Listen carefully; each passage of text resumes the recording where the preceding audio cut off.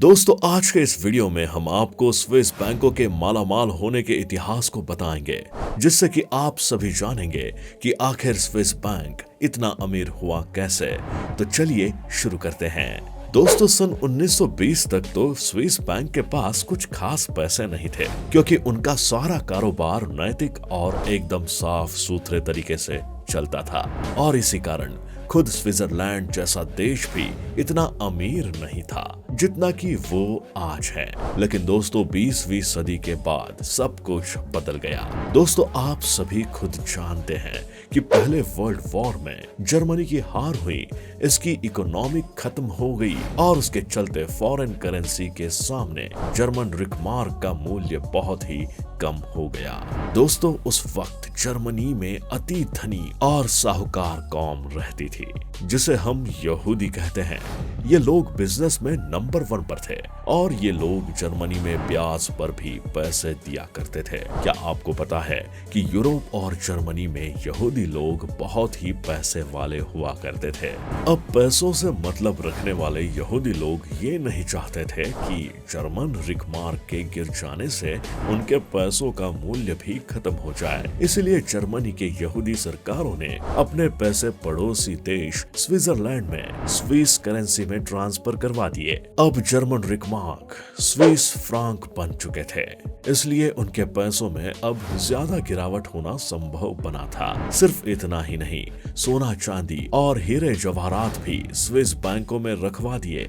दोस्तों तभी सन 1933 में हिटलर सत्ता में आता है। अब सत्ता में आते ही हिटलर ने स्विट्जरलैंड से जर्मन पैसे स्विस बैंकों में जमा करने वाले अकाउंट होल्डर्स की लिस्ट मांगी और जासूसों को स्विट्जरलैंड भेजा। लेकिन स्विस बैंक के सामने धर्म संकट की स्थिति थी, क्योंकि उन्हें बल्क में मिले उन पैसों को आगे इन्वेस्ट कर चुके थे। इसलिए एक साथ इतने सारे पैसे वापस ला कर देना मुमकिन न था और अकाउंट होल्डर की लिस्ट भी हिटलर और नाजियों को दे नहीं सकते थे। ऊपर से स्विस बैंक अपने धारकों की नेम लिस्ट किसी को ना दे पाए, उसके लिए स्विस सरकार ने सन 1934 में एक कानून बनाया। अगर स्विस बैंक किसी का नाम डिक्लेयर करती है तो उसे 50,000 स्विस फ्रांक की पेनल्टी देनी होगी और इतना ही नहीं, उसके साथ 6 महीने जेल की सजा भी भुगतनी होगी। अब इस परिस्थिति में किसी भी हाल में स्विस बैंकों को अपने अकाउंट होल्डर के नाम गुप्त रखने थे। यहाँ हिटलर ने जो चाहा वो नहीं हो पाया, इसलिए अपना सारा क्रोध यहूदी लोगों पर उतार दिया। वैसे देखा जाए तो हिटलर को यहूदी लोगों से कोई दुश्मनी नहीं थी, लेकिन हिटलर ने जर्मन लोगों के सामने अपनी छवि चमकाने के लिए यहूदियों को गलत घोषित कर दिया, यहूदियों के खिलाफ बगावत छेड़ी और अंत में उन लोगों को मरवा डाला। और यह सारा एक पॉलिटिकल स्टंट था। दोस्तों इन घटनाओं के चलते स्विस बैंक के हाथ में सोने की मुर्गी लग गई, क्योंकि अब सरकार के कायदे की आड़ में वो किसी देश के काले धन को गुप्त तरीके से अपने यहाँ रख सकते थे, और वो भी ना के बराबर ब्याज पे, क्योंकि गुप्तता के लिए कई धनवान अपने पैसे बहुत ही कम ब्याज पर स्विट्जरलैंड की बैंकों में रखने लगे थे। अब दोस्तों सच बताए तो स्विट्जरलैंड की ये कमाई पाप की कमाई है, क्योंकि दुनिया के कई देशों में होने वाली फिरौती, राजकीय भ्रष्टाचार, टैक्स चोरी, जनता का शोषण, हवाला और ड्रग माफिया जैसे लोगों का काला पैसा यहाँ पर जमा होता है।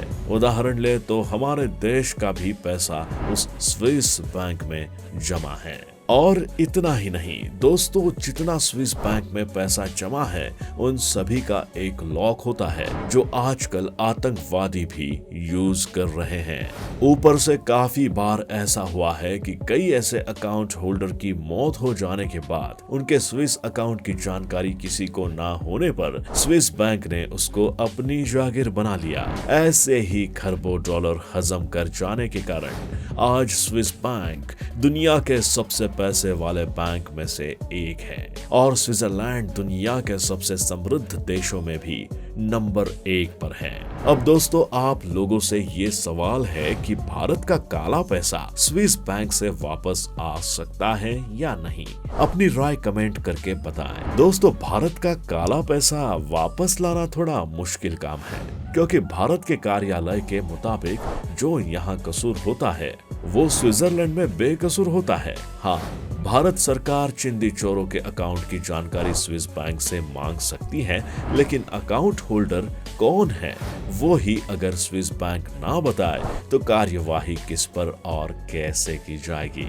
हाँ, अगर स्विट्जरलैंड सरकार इसमें कुछ सहायता करे तो कुछ हो सकता है, लेकिन दोस्तों आप सभी ने एक कहावत तो सुनी ही होगी, चोर चोर मौसेरे भाई। इसका मतलब आप समझ ही गए होंगे। दोस्तों वो हमारी सहायता क्यों करेंगे? और कुछ लोग ये बोलते हैं कि अगर सीधी उंगली से घी ना निकले तो उंगली टेढ़ी करनी पड़ती है, यानी कि स्विट्जरलैंड के साथ सीधा सीधा युद्ध। लेकिन बात यह है कि जितने पैसों के लिए हम लड़ने जाएंगे उससे तो ज्यादा पैसे युद्ध में खत्म हो जाएंगे। इससे सही तो ये है कि हम अपनी इंटरनल सिस्टम को ही सही कर ले, और सिस्टम को कुछ ऐसा बनाना होगा कि काला धन ज्यादा बढ़े ही नहीं और हमारे देश का पैसा हमारे देश की सीमाओं के बाहर जा ही ना पाए। जैसा कि हमारे माननीय प्रधानमंत्री नरेंद्र मोदी जी ने करेंसी को ही बदल दिया।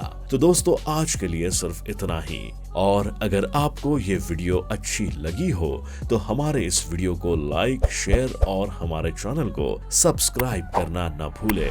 मिलते हैं अगले वीडियो में, तब तक के लिए नमस्कार।